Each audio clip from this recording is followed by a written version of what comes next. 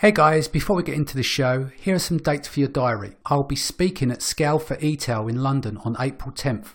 Tickets can be found at meetup.com/Amazon-online-seller or just do a search for Scale for eTail. A week later, I'm in China at the Cross Border Summit between the 18th and 19th, alongside the likes of Anthony Lee, Will Cherland and Brian Johnson, to name a few. For tickets, you can visit crossbordersummit.com.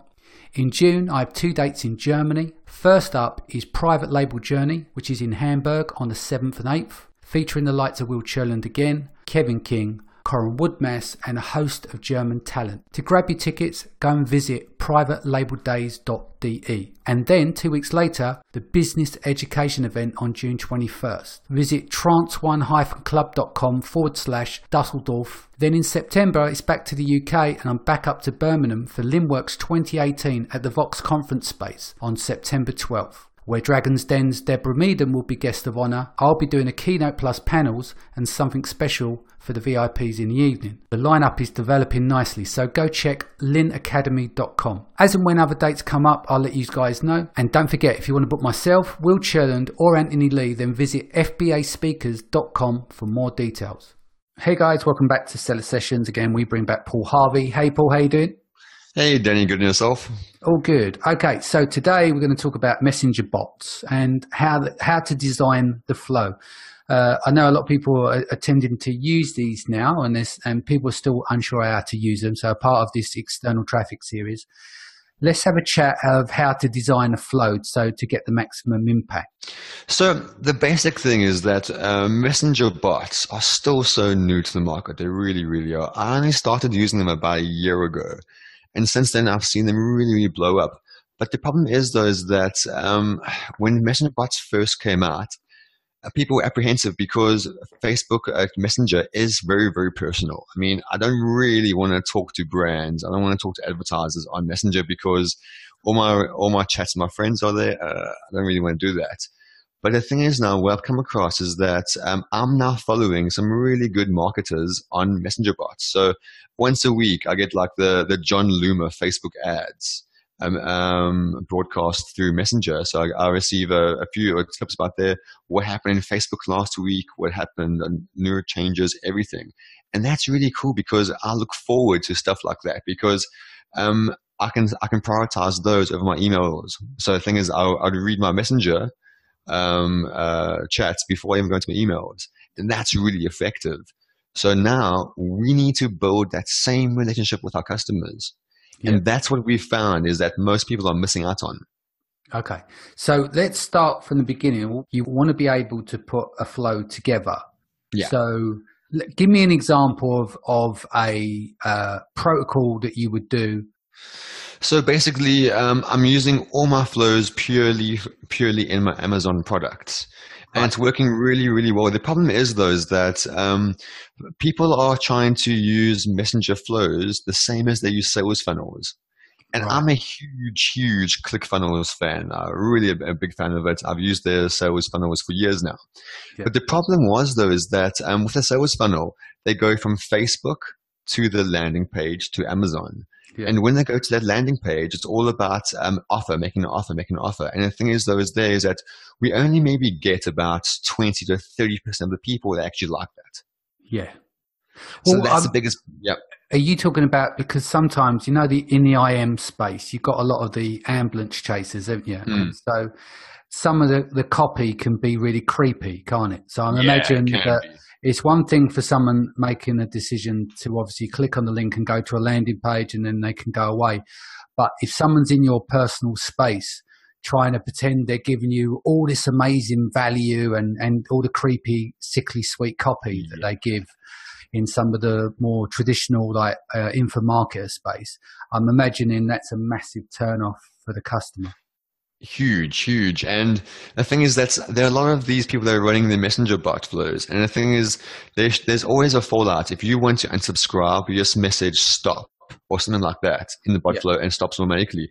I don't know. I've seen already a lot of these people that are running these bot flows don't even have that set up. So basically, Facebook will ban them very, very soon. And now it's still the Wild West with messenger bots in that respect. Right. So it's a bit like the old school. There's no unsubscribe Exactly. link in the email, so people would just bludgeon you with mails, and you'd have to accept. Exactly that. So right, yeah. So obviously the system can be abused, and obviously we're trying to avoid any of that kind of antics. So talk me through a flow then. Let's just say you're doing maybe is it an acquisition for giving away coupon codes, for instance. Yeah. Talk me through designing it out on paper. What are the steps here? What to look out for? Because ultimately you've got to second guess questions, haven't you, and take them on to the next phase. So walk me through a flow. So first of all, we're going to start off looking at this like a normal sales funnel, and only in the very, very first step. So in the normal first step of a sales funnel, you have that lead magnet. So in a Facebook ad, for example, it would be easier to use that because you're staying on Messenger. So with the ad on Facebook, you'll make an ad saying, get this product for 90% off, 8 hours only. And it's the same type of feel to the sales funnel ad. And then you say, please comment below. And you can have one of two options. Either they comment below or they click on the chat now button, and then Messenger will pop up. And that's where we start off. Now, from there, you must say to yourself, okay, let's plan this out. You gotta sell someone now, but sell someone now using chat. No landing pages or anything like that. So basically is that you must make it seem like it's a very formal, a very informal conversation. Yeah. I used to market to a lot of moms, and I would actually pose. My Messenger bot was set up to be a female, so that way it goes, "Hey, honey, how you doing? How's life? How the kids? How's hubby?" All things like that. You're killing me, right? So you're set up and you're calling them. You're saying hi, honey, and everything. I suppose because it's a personal space. Yeah, it's not exactly. It's not in a professional environment. Exactly that. No, it's quite interesting that, okay, God, I'm not sure. Then what I do as well is you make sure you use GIFs as much as possible. First of all, when you plan this out, who is your ideal customer? So in my case, it was women. But if you're doing men's products, men, so on and so forth, and where they're going to add, how do they speak, what do they do? You really need to know that. So, for example, if you're selling a fisherman product, most likely they watch all the big fishing programs. So then you include GIFs there about fishing, about celebrities fishing and stuff like that to really, really get them engaged. And what you want to do is that as soon as they engage with the Messenger bot, they're essentially your customer. Yes. So you're going to make this first message, actually 2-3 messages to be as powerful as possible and incite emotion in that user. Yeah. Because most people, what they do is that they say they have the Facebook ad, they click on the ad, it starts at Messenger, and the very first link they say is, hey, we're running a promo, here's a link. Mm-hmm. And it takes them to Amazon or a landing page or something like that. Yeah. And that's a real pain. I mean, some people think they're being clever about what they do is that they include a link to, so when they click on the ad, Messenger pops up and says, here's a product on Amazon and here's a coupon code, and include that in the Messenger bot there, which works well, but it still comes across as spammy. It really does. I'll test and prove this. Yeah, and the thing is, not just that, it's that when you're sending someone off platform, you're basically reducing your level to conversion, aren't you, in theory? Exactly that. I mean, a step of friction in place. But yeah, go on, sorry. I watched a webinar about a week or two ago where there was one marketer doing Messenger ads where his open rate, I think, was about 50%, which is poor for Messenger marketing. Yeah, it's at least 80, isn't it now? Exactly, yeah. And actually, a few days later, I spoke to one of your friends, Danny, and she showed me her stats, and she had over a 95% open rate. Yeah, but she was obviously not being spammy with this. Exactly that. She knows her customers. She knows her branding. She knows what they want, how they speak, and she just hit out the park. She really did. Yeah. So that's the first thing, is that those first few messages make them really, really incite emotion, and then say to them, and then make the pitch, but also make the pitch and then say, you can have one of two ways. Either give them some good content first, like say, hey, here's a good blog article we wrote about the top 10 ways to catch troutfish, for example, if you're a fisherman. Yeah. And then one of those tips in that article would be about your Amazon product, for example. Yeah. And then after you send them that, then send them another message about 10 minutes later saying, here is the product we featured in that blog post. If you want it, we have 50% off. And then at that point, you need to decide what's better, to send them straight to Amazon or send them to a landing page. Yeah. Now, that last part is actually quite a big thing, because right now on Messenger bots, there is no software that can actually automate one-time use coupon codes. People do use ManyChat to automate that, and Chatbot to automate that. The only problem with that, though, it does require a bit of work and it doesn't always work as well as you want it to. Yeah. The other option. Can you do Zapier integrations and stuff as well? Exactly. So you use Zapier into Google Sheets, into ManyChat is the best option. Yeah. And then, but what some people do as well is rather they send the traffic to a landing page that has the one-time use coupon code on it already. Yeah. And that's user page that updates dynamically every time a new user comes to it. Okay. And what they do is that they optimize that page so it looks like looks as great as possible in mobile format, because they can only view that in the Messenger web view. Right. So if you have a desktop type website, it's going to look really shoddy and it won't convert well at all. Mm-hmm. Okay. So that about those last two things, it's really down to testing. You must know what's the best setup for you and what your customers would like more. Personally, what we have to look at is when designing a bot flow, you need to alleviate as many obstacles as possible. And the biggest obstacle is getting the coupon code from Messenger into Amazon. Yeah. Because the thing is, when people open links in Messenger, it opens in web view, and they're not automatically logged into Amazon because of that.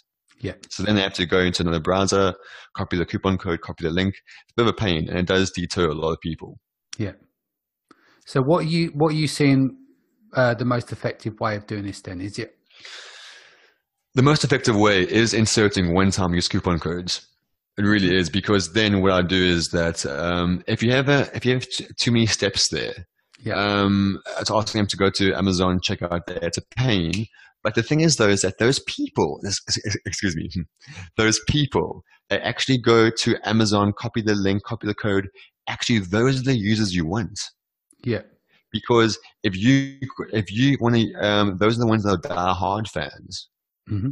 So the ones willing to work hard, you can call back to in the future and hit them up again with future offers, or maybe even ask them to for some small feedback or stuff like that, or anything really.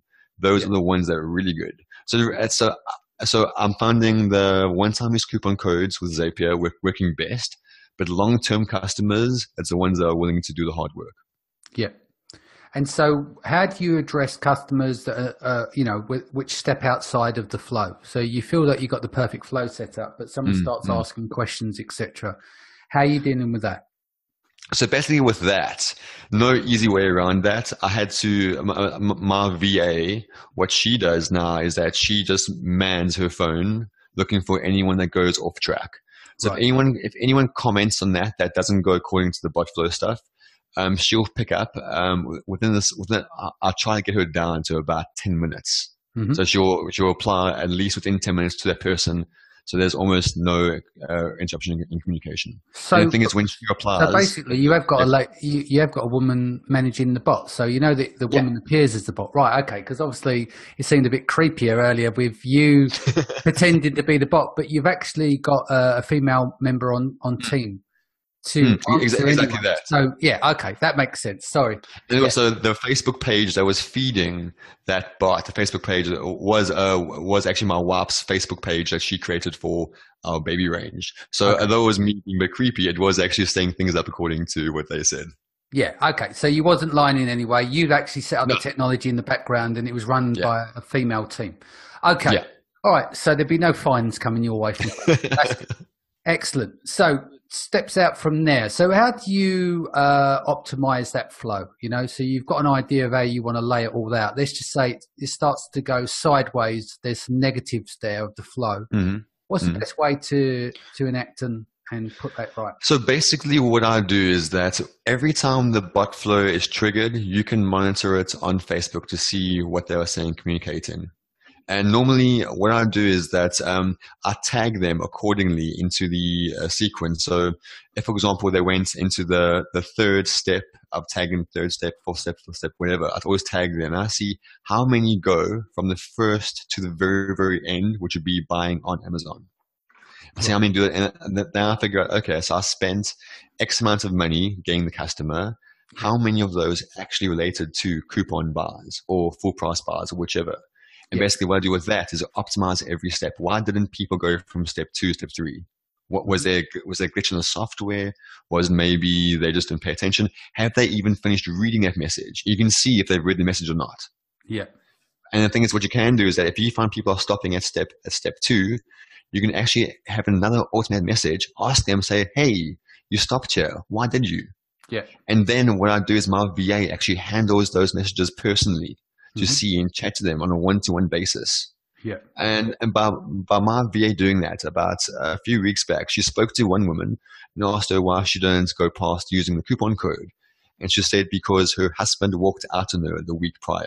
And said she was too stressed to everything. So then my VA asked me, can we give her a free product? Say, tough times, here's a little gift, say, we'll have to get better. And we did. We gave her a free product. And now that person is a die-hard customer that's always leaving me reviews, feeding me on social media, and I've never asked for a thing. So that's the power of messenger bots. Yeah. Sounds good. All right. So before we wrap it there, so give me the top 5 things you need to do to set up your flow. I'm imagining, just from our conversation here, if you're going to design a flow, get a big sheet of paper, a pencil and a rubber, design the flow out, all the stages that you want to go through, the questions that you think the customer's going to ask, etc., how you're going to manage that.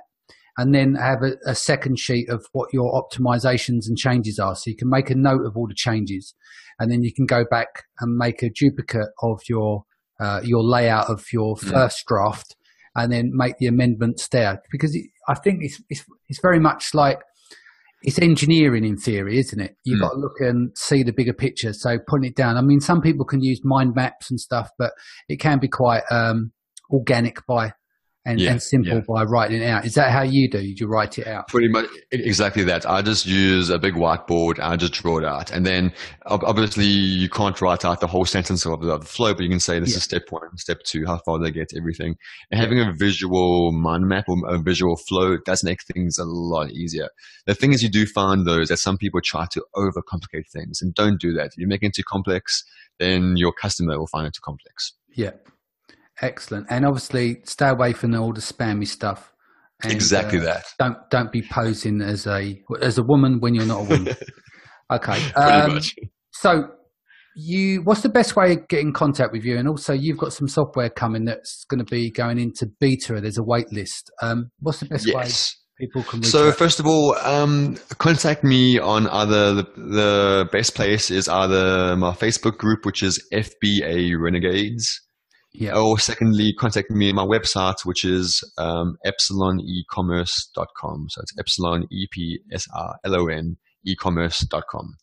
But then with the software, absolutely that, because I've been doing bots now for just over a year, playing around, messing around. And a lot of the stuff that the current platforms do that I didn't like. So what I did myself, my partner, we actually created software just purely for our Amazon business, messenger bots, purely for our business, and we found there's quite a big demand for it. So we're going to be opening up to beta within the next couple of weeks. And then if you just contact me on the website there or my Facebook group, we will notify you.